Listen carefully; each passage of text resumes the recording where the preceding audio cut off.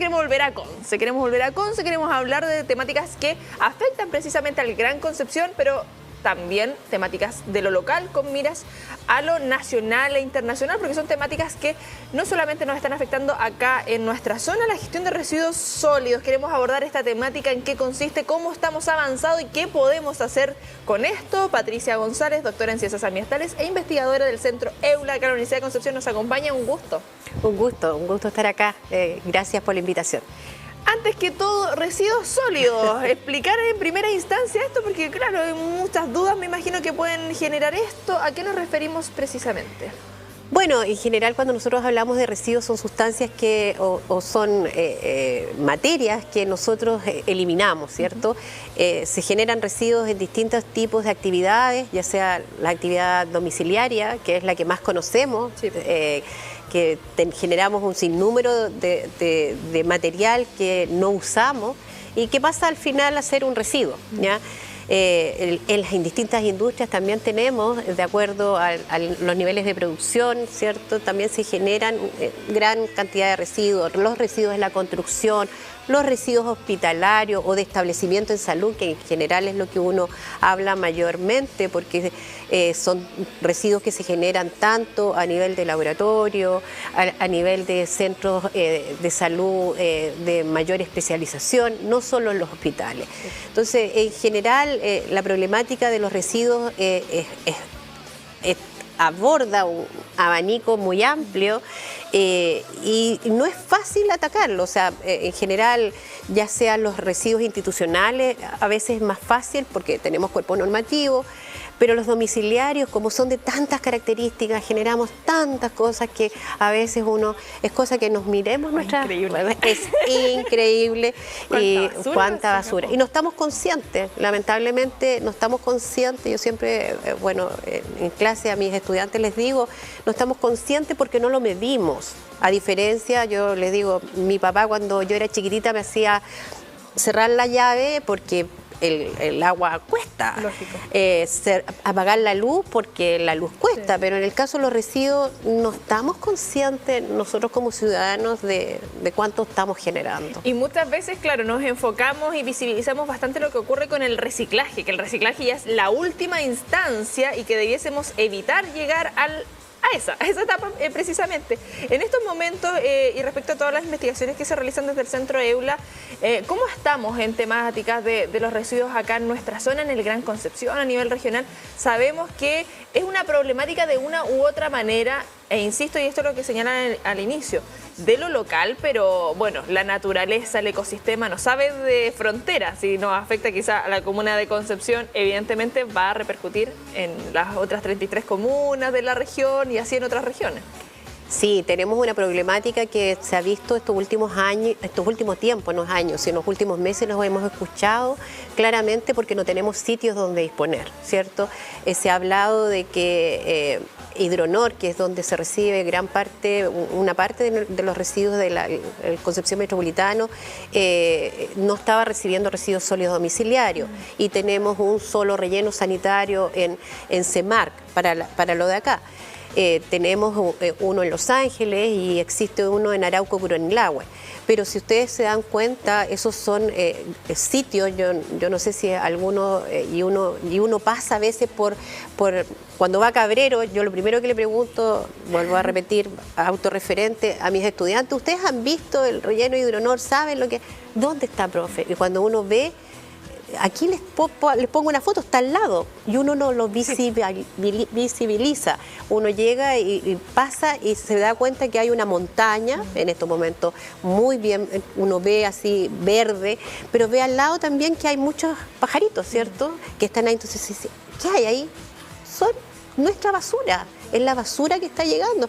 Y en otras partes ni siquiera la podemos ver porque no están a la orilla de terreno, ¿cierto? Entonces, el problema está, si tengo una mala disposición, porque eso está bien dispuesto, yo digo ya medianamente bien dispuesto, sí. Va a depender de la operación que tenga el relleno, pero también encontramos microbasurales. Y eso, ahí está el problema. ¿Y por qué existen los microbasurales? ¿Ya? ¿Por qué se generan? Y es por temas de educación, temas de comodidad de la comunidad, donde es más fácil ir a votar a un lugar donde, oye, ahí vi que botaban residuos de la construcción, Sí. voy y tiro mi basura. Entonces, hay un tema de educación detrás que yo creo que es importante. O sea, no deberían existir microbasurales. Yo digo, la basura cuando está bien contenida en un relleno sanitario, sigue su proceso, porque esos son procesos donde yo tengo tratamiento de lixiviado, tengo manejo de los gases, pero cuando yo tengo la Hay un basura, control. hay un control, y tú encuentras a orillas de los ríos, tú caminas por el río Biobío y tenlo por seguro que te vas a encontrar con microbasurales. Al lado de las lagunas. Al lado de las lagunas, Humedales. humedales. O sea, y ahí es donde genera lo que tú dices, un impacto en el ecosistema que pasa desde el impacto visual hasta que vemos pequeña fauna que está con plástico, que hemos visto que son terribles lo que uno ve, y más aún el daño en el suelo, suelos que en general es importante. O sea, yo creo que eso tenemos que preocuparnos, incluso yo pienso de minimizar, o sea, no podemos seguir tirando la basura porque ya no van a haber lugares, estamos usando, no sé, pues 20 hectáreas en disponer basura, sin ningún aprovechamiento de nada. Entonces no... Donde tú indicas este rol importante de la educación en esta gestión de residuos sólidos, la educación parte en casa, se dice muchas veces, pero también, bueno, lo que hacemos como medios de comunicación, y esta es la instancia de posicionar estas temáticas, porque sabemos, o uno ve diversas imágenes a nivel mundial, islas de basura. La industria textil es una de las que más contamina, ya esto llegaba con el tema del reciclaje. Hay alternativas, pero es la última instancia claramente. ¿Cómo hemos ido avanzando en ese sentido respecto a lo que sí podemos hacer nosotros como ciudadanos, que ya te vamos a estar ahí viendo algunas recomendaciones, pero respecto a las leyes, porque, por ejemplo, la ley de implementos de un solo uso, el plástico de un solo uso, vino también a ayudar en cierta medida este tipo de cosas, pero llega la pandemia, tenemos mascarillas, los guantes y otros implementos de seguridad que yo creo que todas las personas, o gran parte de las personas, en cualquier recorrido que vayan a comprar, van a su trabajo, centro de educación, etcétera, se encuentran con una mascarilla en el piso. Ya es una imagen de todos los días, siendo que tenemos basureros a disposición, siempre nos quejamos que podrían haber más, pero bueno, si lo sacamos, lo guardamos y lo botamos en nuestra casa. O sea, ¿cómo podemos generar esa conexión entre la educación y las leyes? O sea, que encuentres mascarillas acá en Concepción, aquí en la región, yo lo encuentro que no debería haber. ¿Por qué? Porque nosotros tenemos centro, de hecho aquí en la universidad hay un centro de acopio de mascarillas, porque hay convenio, y de hecho el municipio de Concepción tiene un convenio con la Unidad de Desarrollo Tecnológico de la Universidad de Concepción, donde ahí hay un reciclaje de mascarillas. Y los maceteros preciosos. Y los maceteros preciosos que hemos visto, que es algo que es maravilloso. Entonces, en Concepción es inconcebible. Sí. O sea, yo encuentro que no deberíamos. ¿Y por qué? Volvemos a decir, es la comodidad de la gente. Todavía encontramos mascarillas en la basura domiciliaria, no debería haber, porque esas mascarillas en general generan problemas y podemos evitarlas. ¿Te fijas? Hay en Concepción una alternativa de evitar ese. Y bien tú lo dijiste, nosotros veníamos como así, como avión, en lo que son políticas asociadas a la gestión de residuos. Tenemos la política de plástico de un solo uso, tenemos una línea de acción, una hoja de ruta en relación a lo que es economía circular, tenemos la ley REP o ley de fomento al reciclaje que tú comentaste, pero llegó un momento que llegó la pandemia y hubo un cambio, lo que dice lo que era la estructura de nuestros residuos, que era todo muy orgánico, y pasamos al envase y embalaje, pasamos a los empaques, pasamos a todo lo que era el tema de los residuos de atención en salud. Ahora, lo que se manejaba en los hospitales, si bien es cierto, ellos tenían, hay un Hidronor en Santiago, tiene un centro de tratamiento donde se reciben estos. El problema fue el plástico de los envases, po. Acuérdate del delivery, todo lo que venía, y ya no, y eso llegó para quedarse, ¿ah? O sea, yo siento que en estos momentos, si nosotros no pensamos antes de comprar, es el problema. Y sabes que a mí me pasa algo particular. Ahora, anteriormente el delivery, claro, venían algunas bolsas plásticas, ya sabemos ahora que son de papel, que también contamina claramente, igual se demora, es menos, más amigable con el ambiente. Pero lo que pasa con esta, que no te den bolsa en el supermercado y uno tiene que llevar su bolsa. ¿Y qué pasa? Uno termina al final contaminando más de una u otra manera porque termina comprando otra bolsa porque salió sin bolsa. Y claro, es biodegradable, etcétera, pero estamos generando de una u otra manera también, en vez de haber reducido y pensando que teníamos que llevar nuestros propios productos. Pasa y es como la cartulina en el colegio que se nos quedó y acá se nos queda la bolsa. Sí, pues, eso es lo que nos tiene que pasar. No se nos tiene que quedar la bolsa, tenemos que acostumbrarnos. Oye, piensen ustedes, bueno, tú eres jovencita, pero en nuestros papás, en nuestros abuelitos, ellos usaban la pilgua. Sí. ¿Cómo era la pilgua? La pilgua. La pilgua. Y la bolsa del pan era y la bolsa de papel. O sea, ellos no usaban la bolsa plástica. Nosotros vamos a tener que llegar a eso, a acostumbrarnos a llevar nuestra bolsa. La leche en botella. La leche en botella, el aceite que venía en esa bomba que se le ponía y uno compraba aceite, compraba las cosas a granel. Entonces yo creo que tiene que haber un cambio. Ahora, tú lo ves en otros países a ti te dan la bolsa, ¿ya? En Europa, en Alemania, a ti te dan la bolsa, usted tiene que botar tantos kilos, más de eso no puede botar, porque si no, tiene que pagar. Y el grave problema nuestro es que lo que pagamos por la basura es nada, o sea, es muy poco, tiene que ver con el avalúo. Y algunas personas tienen deudas de años en el pago. Y si miramos, y por eso traje mi torpedo, que lo pregunté hace muy poco, que tiene que ver con cuánto, imagínate, el municipio de Concepción, cuánto está pagando en disposición de residuos. Yo hablé con una de las encargadas, están pagando alrededor de 1.300 millones de pesos, 1.300 millones en lo que es disposición. Y a eso hay que sumarle el transporte, solo en lo que es el mayor. Entonces tú decís, son cifras desorbitantes. Entonces tenemos que hacer algo, porque ¿cuántas personas están pagando por esos residuos? ¿Cuántos de la comunidad? Entonces yo creo que el problema va ahí.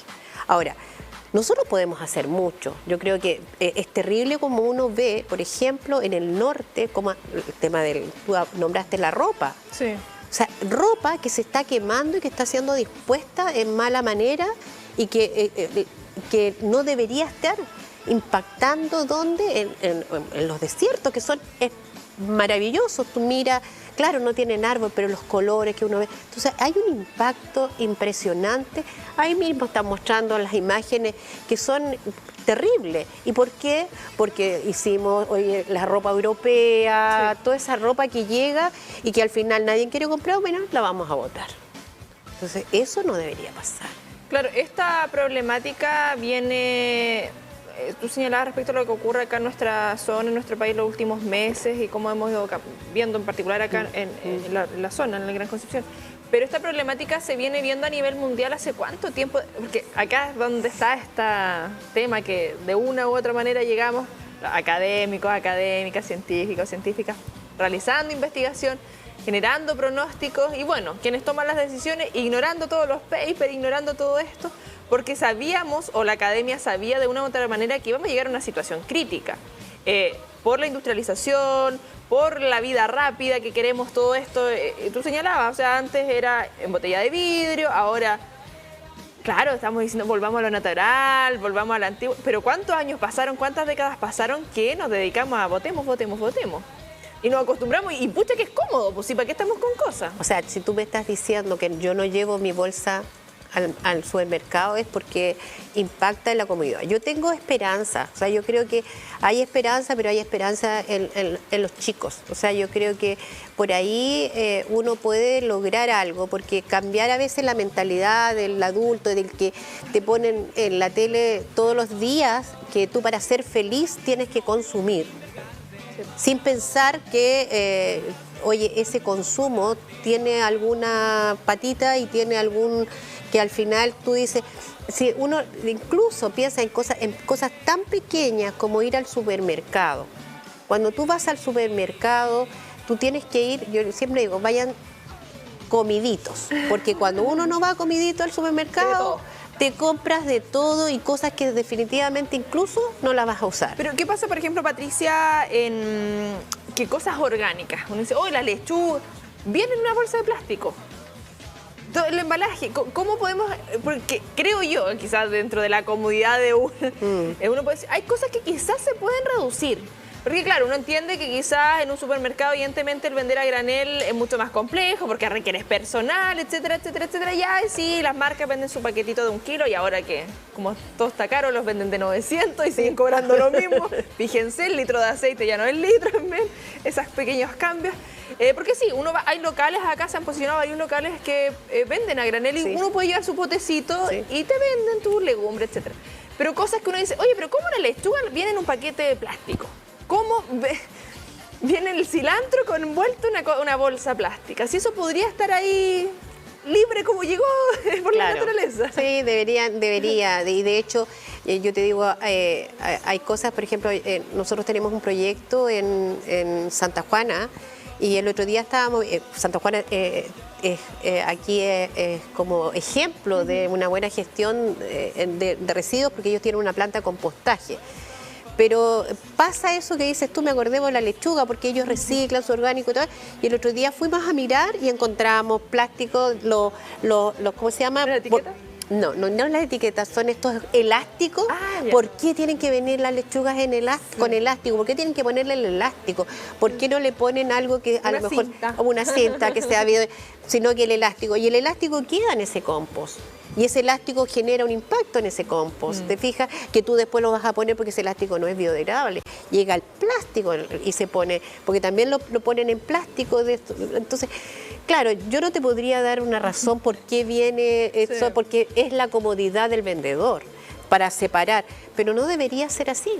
Entonces, yo creo que, privilegiar, porque yo siempre digo, uno tiene que privilegiar aquí el consumo, ser responsable en el consumo y ojalá privilegiar el negocio de la esquina. Nos olvidamos de eso, estamos consumiendo en los supermercados y si a veces nos damos cuenta y hacemos el paralelo, los precios, a veces no es tanta la diferencia, sino que es la comodidad porque está todo ahí. Sí, yo creo que ahí estamos. Ese es un cambio que podemos hacer y precisamente respecto a eso, para ir finalizando, comentan algunas recomendaciones, porque tú señalabas compost. Sabemos que en medio de la crisis sanitaria, al estar encerrados en nuestros hogares, muchas familias optaron por eso y ahí dimensionaron también lo que contaminamos, porque muchas veces con esta vida tan caótica y rápida, comemos afuera, pero cuando estamos en la casa todo el día, lo que cocinamos, lo que compramos, etcétera, etcétera, vamos contaminando y ahí dimensionamos cuánta basura estamos generando. ¿Qué podemos hacer también dentro de nuestros hogares para quienes nos están viendo? Aportar, porque sabemos que acá cada granito suma evidentemente en nuestra casa y nuestro ecosistema que tenemos que cuidar. A ver, lo primero yo creo que es importante y que uno tiene que mencionar es que al momento de querer yo ir a comprar algo, poder pensar qué voy a comprar y para qué lo voy a comprar. Eso es lo primero, porque todo parte por el consumo de nosotros mismos. ¿Qué necesito? ¿Qué necesito realmente? Y nosotros las mujeres nos cuesta un poquito más. No es que sea pero sí, la lista del súper. Después hacerte tu lista del súper, que también nos cuesta. Hacerte tu inventario, porque muchas veces, mira, tengo 3 yogur, voy a comprar 5 yogur. Soy capaz de comerme esos 5 yogur en una... Que no falte, claro. Que no falte. Lo otro, ver, porque eso tampoco tenemos esa costumbre, mirar al comprar. ¿Cuándo va a vencer esto? Sí, a mí me ha pasado, sobre todo con yogur. uno Claro. compra y de repente, ya está vencido. Ya está vencido, porque no te diste cuenta que el que iba a vencer más tarde estaba al fondo. Sí. Entonces, esas son pequeñas cosas que uno, como yo digo, hagan un control de inventario. Yo creo que eso es lo principal. Al momento de comprar hay que hacer un control de inventario. Y después, fundamentalmente, comprar aquellas... Piensen ahora que la recomendación para todo el público, yo creo que nos está viendo, piensen en aquellas actividades que vienen. Navidad. ¿Por qué voy a regalar en Navidad algo que venga con mucho empaquetadura, empaque? O reciclar el papel, pues. O reciclar papel, o buscar un papel distinto. Yo soy buena para guardarla, po. Entonces yo creo que Cachurera. promover el comercio local, eso yo también lo pido. O sea, oye, si hay gente que está, si se hacen estas ferias de Navidad, oye, comprémoslas a ellos. Mira, ¿sabes algo con lo que yo aporto día a día y algo que con el equipo tratamos de... Yo tengo mi pauta acá. Una pauta menos impresa. Excelente. Que se ayuda, es un poquito, pero es algo menos. De repente acá me ven con el teléfono, ¿no? Si yo acá tengo la pauta, el nombre de la invitada, el tema, lo que sigue después, porque la cabeza no da más.